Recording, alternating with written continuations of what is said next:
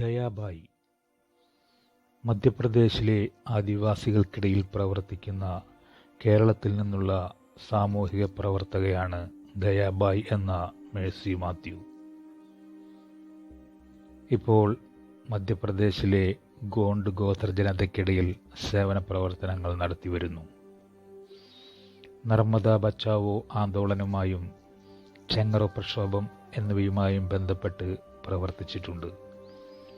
കോട്ടയം ജില്ലയിൽ മീനച്ചിൽ താലൂക്കിലെ പാലായ്ക്ക് സമീപമുള്ള പൂവരണിയിൽ പുല്ലാട്ട് മാത്യുവിൻ്റെയും ഏലിക്കുട്ടിയുടെയും 14 മക്കളിൽ മൂത്ത മകളായി ജനിച്ചു.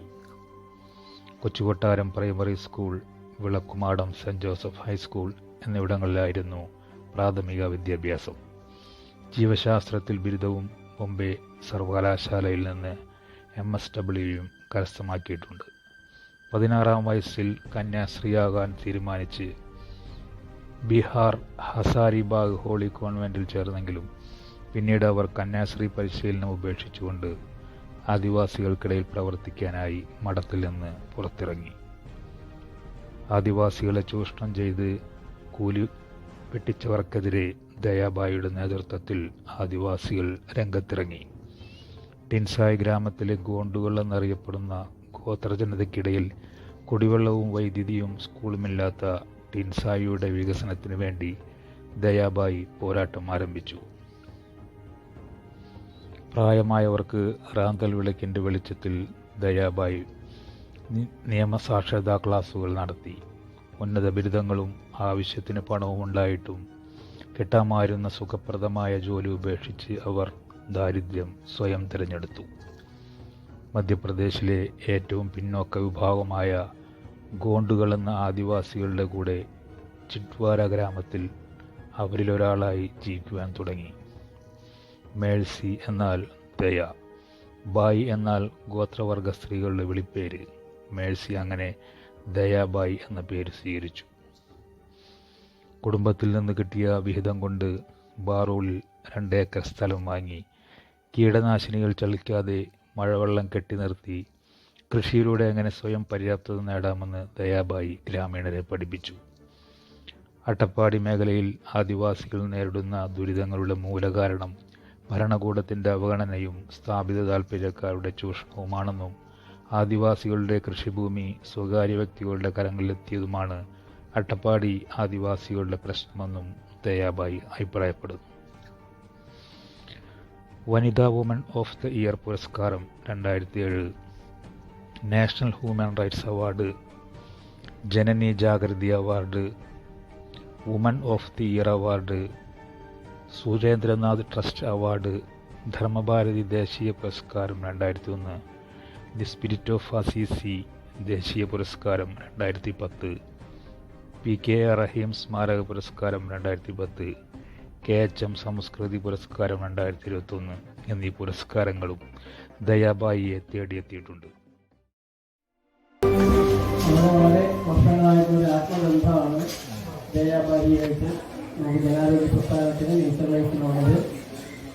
നമ്മുടെ ആഗസ്റ്റ് 6 തുടങ്ങി 9 വരെ ഉപവാസത്തിൽ, തിരുവല്ല ഉപവാസത്തിൽ ക്യാപ്റ്റനായിട്ട് 4 ദിവസം നമ്മളൊക്കെ ഉപവസിച്ചു.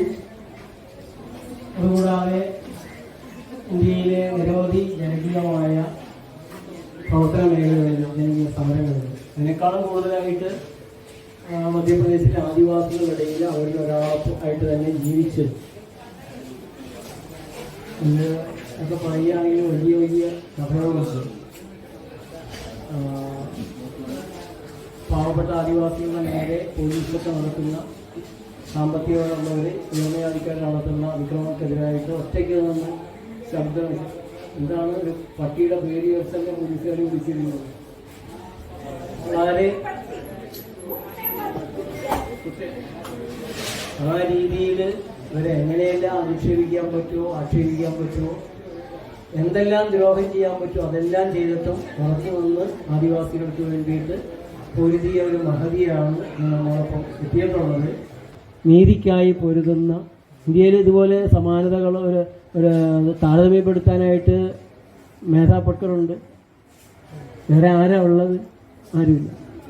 അതവരും വേറെ ലെവലിലൊരു പ്രവർത്തനമാണ്. പക്ഷേ ഈ ഒരു പ്രവർത്തനം വളരെ വ്യത്യസ്തമാണ്.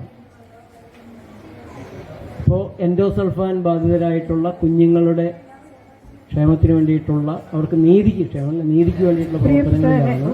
ഓർക്കപ്പുറത്താണ് ഇങ്ങനെ ഒരു അവസരം. ഇത്രയും ചെറുപ്പക്കാരും പല നിലയിലുള്ള ആളുകൾ ഇവിടെ വരുന്നത് കാണുമ്പോൾ ഒരു സന്തോഷം ഇതാണ്. ഇന്ന് ഒരു വിധത്തിൽ പ്രകൃതിയിൽ നിന്നുമൊക്കെ ദൂരെയൊക്കെ ആളുകൾ ഓടി ഇനിയും എന്തെന്ന് ഓടുമ്പോൾ ഒരു കൂട്ടർ ഇപ്പോഴും തിരിച്ച് പ്രകൃതിയിലേക്ക് വരുന്നത് ഒത്തിരി സന്തോഷമാണ്. ഞാനിപ്പോൾ കൂടുതൽ മധ്യപ്രദേശിൽ ചെയ്യുന്നത് കൃഷിയാണ്. അതൊരു 8-10 ഏക്കറാണ്. അതെല്ലാം നീട്ടി പറയുന്നില്ല. പക്ഷേ അത് it's an answer to the cry of the mother. പിന്നെ നമ്മുടെ ഒരു ചുമതല ഈ കരയുന്ന ഭൂമിദേവിക്ക് ഒരല്പം ആശ്വാസം കൊടുക്കുകയും ആ കണ്ണുനീരൊപ്പുകയും അതിനിങ്ങനെയുള്ള ഒരു ലൈഫിലേക്ക് നമ്മൾ തിരിച്ചു വരണമെന്നാണ് ആവശ്യം. പിന്നെ ഇവരൊക്കെ ഒത്തിരി ഈ സേവന അല്ല, ഞാനൊരു പ്രണയ ജീവിതം ജീവിച്ച ആളാണ്. എൻ്റെ പ്രണയത്തിലകപ്പെട്ടാണ് ഞാനിവിടെ വന്നത്. അത് 3-ാം വയസ്സിൽ തുടങ്ങിയ പ്രണയമാണ്. അതൊരു വ്യക്തിയോടല്ല. എൻ്റെ പപ്പ അന്ന് ഞങ്ങൾ ഇരട്ടയിലൊന്നും ഞാൻ പപ്പയുടെ കൂടെ കിടക്കുമ്പം പറഞ്ഞൊരു കഥ, അവിടെയാണ് എൻ്റെ പ്രണയം തുടങ്ങുന്നത്. ഈ ഗാന്ധിയപ്പൂപ്പൻ കോട്ട് വലിച്ചൂരി എറിഞ്ഞിട്ട് ഒരു മുണ്ടും എടുത്ത് ഒരു പോപ്പും പറിച്ച് അടി കൊണ്ടുള്ള ചെരുപ്പ് വിട്ട് ഇങ്ങനെ നടന്ന് ഒരു കൂട്ടം ആളുകളുടെ ഇടയിലേക്ക് മറയുന്നു. അവിടെയാണ് എൻ്റെ LLB, MSW, നേഴ്സിംഗ്, ഹോമിയോ ഒക്കെ പഠിച്ച് അവിടെ വന്ന് 5 രൂപയ്ക്ക് അവരുടെ കൂടെ കൂലിപ്പണി ചെയ്ത് ശരിക്കുള്ള പ്രകൃതി ജീവിതമായിരുന്നു. അന്ന് എനിക്ക് തോന്നി എൻ്റെ പ്രണയ വഴി ഞാനിവിടെ കണ്ടു. ഇവിടെയാണ് എൻ്റെ ലക്ഷ്യം. നേരത്തെ ഏതാണ്ട് ബൈബിളും, പക്ഷെ ഇവിടെ എനിക്ക് ഇതാണ് എൻ്റെ ജീവിതം. അന്ന് മുതൽ ഞാനത് സന്തോഷത്തോടെ ജീവിക്കുന്നു. ഈ ബസ്സിൽ ഇറക്കി വിടുന്നതൊക്കെ അതിൻ്റെ ഒരു ഭാഗം. And I enjoy it. ഒക്കെ ഇങ്ങനെ ഇവിടെ ഒരു അവസരം തന്നതിൽ ലോയർ. പക്ഷെ ഞാൻ ലോ പഠിച്ചത് ഈ ഗ്രാമങ്ങളിലെ ഇതെല്ലാം കണ്ടിട്ട് നിവൃത്തിയുണ്ട് ആളുകളെ കോട്ടി കയറ്റാതിരിക്കുക. ആദ്യമൊക്കെ ഒരു ഹരമായിരുന്നു ഈ ലോയർമാരിൽ നിന്ന് ആർട്ടിക്കുന്ന അതുപോലെ ആകണം, ഈ വീറോടെ വാദിക്കണമെന്നൊക്കെ. പിന്നെ എനിക്കിതെല്ലാം കണ്ട് മനസ്സിലാക്കിയത് എനിക്ക് തോന്നി സാധാരണക്കാരാളുകൾക്കുള്ളതല്ല ഈ കോർട്ടും കോടതി. പിന്നെ ഞങ്ങളുടെ ആളുകളും പറയാറുണ്ട്, കോടതി പോയാൽ 2 കൂട്ടരും നനഞ്ഞു കുളിച്ച് വരുള്ളൂ, ആർക്കും ഒന്നും കിട്ടുകയില്ല, ജീവിതകാലം മുഴുവൻ ഒരു ശത്രുതയും. അപ്പം ഞാൻ തീരുമാനിച്ചു, ഞാൻ ലോ പഠിച്ചിട്ട് നിവൃത്തിയുള്ള ആളുകളെ കോർട്ടിൽ കയറ്റാതിരിക്കും. അങ്ങനെയാണ് പ്രവർത്തിച്ചുകൊണ്ടിരുന്നത്. ഈ ഭൂമിയുടെ വഴക്ക്, പിന്നെ ഹസ്ബൻഡ് വൈഫിൻ്റെ പ്രശ്നങ്ങൾ, ഇതൊക്കെ കോർട്ടിലല്ലാതെ ഞാൻ ചെയ്തു. എനിക്കതിനൊരു പേരൊന്നുമില്ല. അങ്ങനെ ഇരിക്കുമ്പോഴാണ് അന്നത്തെ chief justice Bhagavathi paralegal training എന്നും പറഞ്ഞൊരു പരിപാടി തുടങ്ങുമ്പം ഞാൻ എഴുതിയ ഒരു ആർട്ടിക്കിൾ കണ്ടിട്ട് അത് ഉദ്ഘാടനം ചെയ്യാൻ എന്നെ വിളിച്ചു. അന്ന് എനിക്ക് തോന്നുന്നു, ഞാനിതാരും പറഞ്ഞു കേട്ടൊന്നും ചെയ്തതിന് ഒരു അംഗീകാരം കിട്ടിയല്ലോ. ആ സുപ്രീം കോർട്ടിലെ ചീഫ് ജസ്റ്റിസ് പോലും അംഗീകരിക്കുന്നു, കോർട്ടിലല്ലാതെ പുറത്ത് കഴിയുന്നതും കൂട്ടം ചെയ്യുക, ആളുകളെ നിയമം പഠിപ്പിച്ച് സശക്തരാക്കുക, ഇതൊക്കെ. അപ്പോൾ അതാ കൂടുതൽ ചെയ്യുന്നത്. എനിക്ക് തോന്നുന്നു തൃശ്ശൂർ എറണാകുളത്തുനിന്നുള്ള ഒരു പോലീസുകാരന് നമ്മൾക്കൊക്കെ ഇച്ചിരി പേരാകുമ്പോൾ ആളുകൾ കുറേ കൂടും. ഈ കേരളത്തിൽ അതൊരു വലിയൊരു പ്രശ്നമാണ്. എൻ്റെ കൂടി ഒരു പുസ്തകം എഴുതാനെന്നും പറഞ്ഞ് അവിടെ 3 ആഴ്ച എൻ്റെ വീട്ടിലെ വൈഫും ഞാൻ പറഞ്ഞ് എനിക്ക് ഭക്ഷണം ഉണ്ടാക്കി കൊടുക്കാൻ പറ്റുകയാണ്, സാധനങ്ങൾ തരാം. അവിടെ വന്ന് താമസിച്ചു. ഞാൻ പറയുന്നത് ജസ്റ്റ് പുസ്തകം എഴുതി. പക്ഷെ അതിൻ്റെ കൂടെ ഒത്തിരി തിയോളജിയും എല്ലാം ചേർത്ത് പുസ്തകം എഴുതി. DC ബുക്സുകാരോട് ഞാൻ അതിൻ്റെ പേര് പറഞ്ഞ് കൊടിക്കുന്ന പ്രത്യേകിച്ച് എന്നുള്ള തലക്കെട്ട്. അവർ ആത്മകഥ ഞാനല്ല എഴുതേണ്ടത്, വല്ലവരും എഴുതി ഇങ്ങനെ ആത്മകഥയാണെന്ന് എന്ന് തന്നെയല്ല. ഇയാളൊരു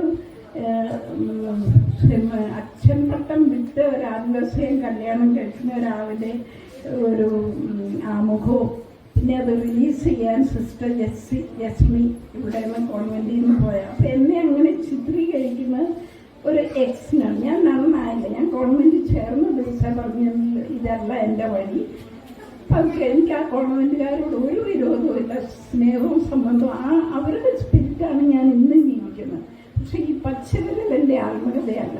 ഇനിയിപ്പോൾ ഞാൻ എഴുതണം, എൻ്റെ മനസ്സിലെഴുതുന്നുണ്ട്, പക്ഷെ എന്തോ തടസ്സങ്ങളുണ്ട്. ദയാ ഫൗണ്ടേഷൻ അവിടെ നടക്കുന്നുണ്ട് കാസർഗോഡ്. ഈ കുട്ടികൾക്ക് വേണ്ടി 35ഓളം കുട്ടികൾ, ഞാനും തത്രത്തിലച്ഛനോട് പോയിരുന്നു. 35ഓളം കുട്ടികൾക്ക് അവിടെ സൗജന്യമായിട്ട് തെറാപ്പികൾ ചെയ്യുന്നുണ്ട്. ഒരു വാടക കെട്ടിടത്തിലാണ് പ്രവർത്തിക്കുന്നത്. ഒരു മാസം 3 ലക്ഷം രൂപയോളം ചെലവ് വരുന്നുണ്ട്. അപ്പോൾ ദയാബായിക്ക് കിട്ടുന്ന അവാർഡ് സംഖ്യകൾ മുഴുവനും അതിനുവേണ്ടി ചെലവഴിക്കുകയാണ്. അപ്പോൾ നിങ്ങളുടെ കയ്യാലാവുന്നത് എപ്പോഴാന്ന് വെച്ച് കഴിഞ്ഞാൽ, എങ്ങനെയാണെന്ന് വെച്ച് കഴിഞ്ഞാൽ നിങ്ങളെ ഏൽപ്പിക്കുകയാണെന്നുണ്ടെങ്കിൽ വലിയൊരു ഉപകാരമായിരിക്കും.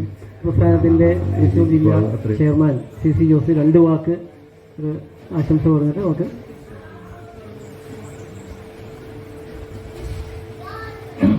ഞാൻ ആദ്യമായി ദയാബായിനെ അടുത്ത് ഇത്രയും ക്ലോസ് ഫോട്ടോയിൽ കണ്ടിട്ടുള്ളത്.